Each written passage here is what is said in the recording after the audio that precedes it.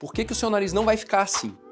Hoje em dia o paciente morre de medo da rinoplastia dar um resultado desagradável, de ficar com o rosto deformado, ficar com o nariz de Michael Jackson, ou nariz igual a gente vê aí de vez em quando nas redes sociais. A causa desses narizes feios, desses narizes estigmatizados, geralmente é um problema na técnica. Houve várias revoluções na rinoplastia que permitem que a gente dê resultados bem previsíveis, mas o principal e certamente o mais aplicado até hoje é o uso da tal da rinoplastia estruturada. Mas o que é isso, rinoplastia estruturada? É a gente fazer um planejamento de resultado e criar uma estrutura no nariz e colocar a ponta, o dorso, aonde a gente quer, utilizando medidas e principalmente o uso de enxertos.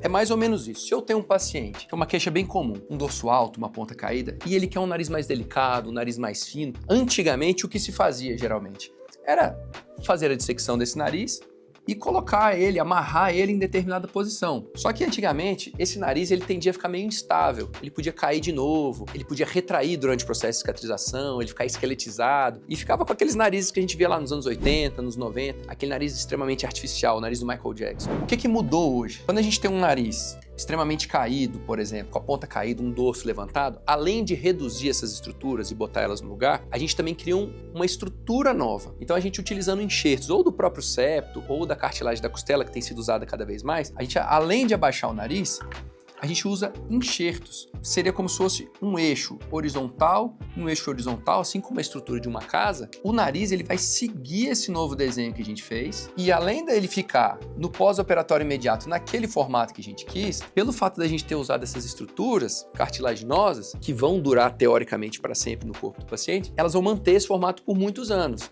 inclusive prevenindo os efeitos do envelhecimento no nariz. Com isso a gente consegue prever a posição da ponta, a altura do dorso, o ângulo entre o nariz e a boca, que é o ângulo nasolabial, que é o ângulo do empinamento, a projeção do nariz, o tanto que o nariz vai para frente, ou a gente pode regredir também o tamanho do nariz. Isso tornou a rinoplastia extremamente previsível e a gente pode atingir resultados extremamente estáveis a longo prazo.